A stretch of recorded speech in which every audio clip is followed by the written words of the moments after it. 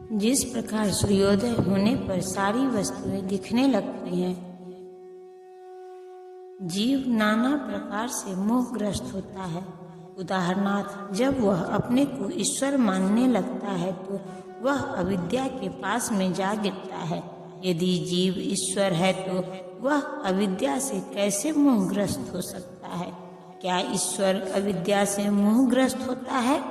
यदि ऐसा हो सकता है तो फिर अविद्या या शैतान ईश्वर से बड़ा है। वास्तविक ज्ञान उसी से प्राप्त हो सकता है जो पूर्णतः कृष्ण भावना भावित है। अतः ऐसे ही प्रामाणिक गुरु की खोज करनी होती है और उसी से सीखना होता है कि कृष्ण भावनामृत क्या है, क्योंकि कृष्ण भावनामृत से सारी अविद्या उसी प्रकार दूर हो जाती है जिस प्रकार सूर्य से अंधकार दूर होता है। भले ही किसी व्यक्ति को इसका पूरा ज्ञान हो कि वह शरीर नहीं अपितु इससे परे है, तो भी हो सकता है कि वह आत्मा तथा परमात्मा में अंतर न कर पाए।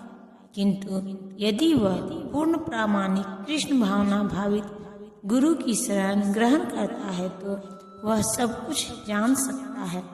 ईश्वर के प्रतिनिधि से भेंट होने पर ही ईश्वर तथा ईश्वर के साथ अपने संबंध को सही जाना जा सकता है। ईश्वर का प्रतिनिधि कभी भी अपने आप को ईश्वर नहीं कहता, यद्यपि उसका सम्मान ईश्वर की ही भांति किया जाता है, क्योंकि उसे ईश्वर का ज्ञान होता है। मनुष्य को ईश्वर और जीव के अंतर को समझना होता है। अतएव भगवान कृष्ण ने द्वितीय अध्याय में यह कहा है कि प्रत्येक जीव व्यष्टि है और भगवान भी व्यष्टि है। ये सब भूतकाल में व्यष्टि थे, संप्रति भी व्यष्टि हैं और भविष्य में मुक्त होने पर भी व्यष्टि बने रहेंगे। रात्रि के समय अंधकार में हमें प्रत्येक वस्तु एक सी दिखती है, किंतु दिन में सूर्य के उदय होने पर सारी वस्तुएं अपने अपने वास्तविक स्वरूप में दिखती हैं। आध्यात्मिक जीवन में व्यष्टि की पहचान ही वास्तविक ज्ञान है। जब मनुष्य की बुद्धि, मन, श्रद्धा तथा शरण सब कुछ भगवान में स्थिर हो जाते हैं, तभी वह पूर्ण ज्ञान द्वारा समस्त कल्मश से शुद्ध होता है और मुक्ति के पथ पर अग्रसर होता है। परम दिव्य सत्य भगवान कृष्ण ही है। सारी गीता इसी घोषणा पर केंद्रित है कि कृष्ण श्री भगवान है। यही समस्त वेदों का भी अभिमत है।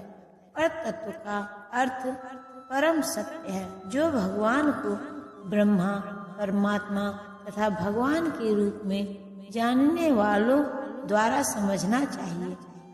भगवान ही इस पर तत्व की पराकाष्ठा है, उनसे बढ़कर कुछ नहीं।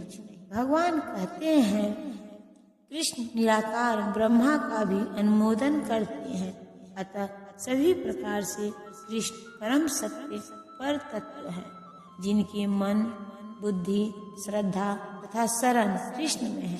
अर्थात जो पूर्णतया कृष्ण भावना भावित है, उनके सारे कल्मश धुल जाते हैं और उन्हें ब्रह्मा संबंधी प्रत्येक वस्तु का पूर्ण ज्ञान रहता है।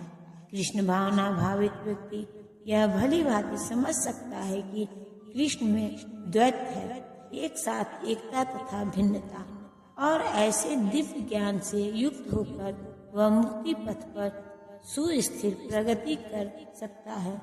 विनम्र साधु पुरुष अपने वास्तविक ज्ञान के कारण एक विद्वान तथा विनीत ब्राह्मण, गाय, हाथी, कुत्ता तथा चांडाल को समान दृष्टि से देखते हैं।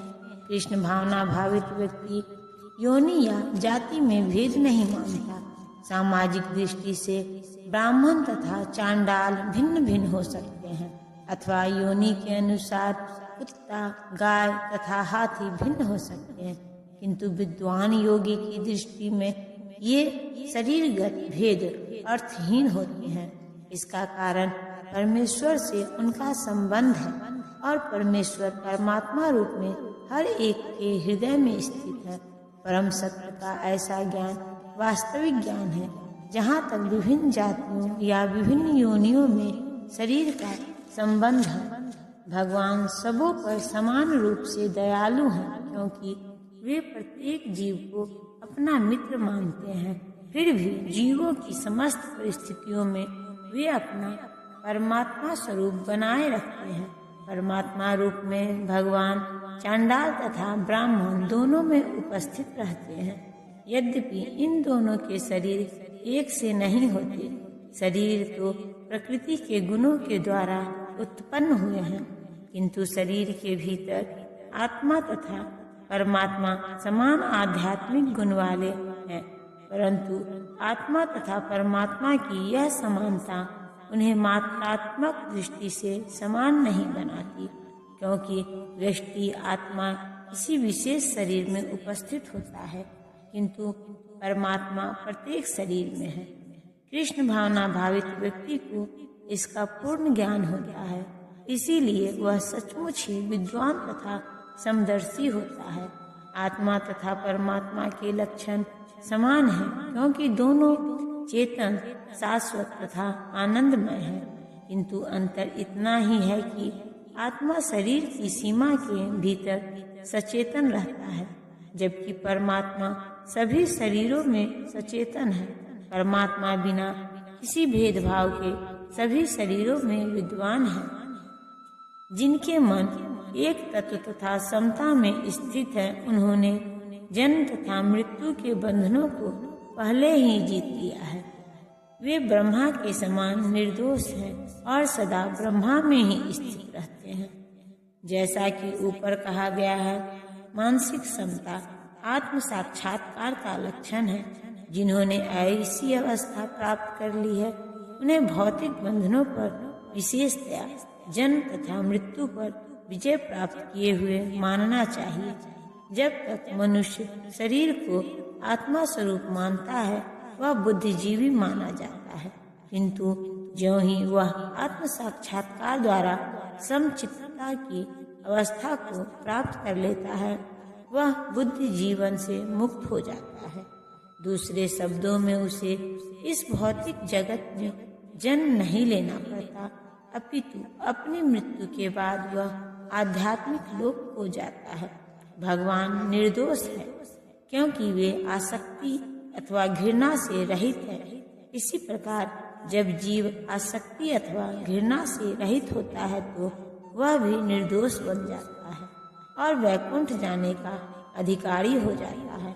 ऐसे व्यक्तियों को पहले से ही मुक्त मानना चाहिए। उनके लक्षण आगे बतलाए गए हैं। जो न तो प्रिय वस्तु को पाकर हर्षित होता है और न अप्रिय को पाकर विचलित होता है, जो स्थिर बुद्धि है, जो मोह रहित है और भगवत विद्या को जानने वाला है, वह पहले से ही ब्रह्मा में स्थित रहता है। यहाँ पर स्वरूप प्रसिद्ध व्यक्ति के लक्षण दिए गए हैं। पहला लक्षण यह है कि उसमें शरीर और आत्म तत्व के दाम्पत्य का भ्रम नहीं रहता। वह यह भली भांति जानता है कि मैं यह शरीर नहीं हूँ, अपितु भगवान का एक अंश हूँ। अतः कुछ प्राप्त होने पर न तो उसे प्रसन्नता होती है और न शरीर की कुछ हानि होने पर सुख होता है। मन की यह स्थिरता स्थिर बुद्धि या आत्मबुद्धि कहलाती है। अतः वह न तो स्थूल शरीर को आत्मा मानने की भूल करके मोहग्रस्त होता है और न शरीर को अस्थायी मानकर आत्मा के अस्तित्व को ठुकराता है। इस ज्ञान के कारण वह परम सत्य अर्थात ब्रह्मा, परमात्मा तथा भगवान के ज्ञान को भली भांति जान लेता है। इस प्रकार वह अपने स्वरूप को जानता है और पर ब्रह्म से हर बात में तदाकार होने का कभी यत्न नहीं करता। इसे ब्रह्म साक्षात्कार या आत्म साक्षात्कार कहते हैं।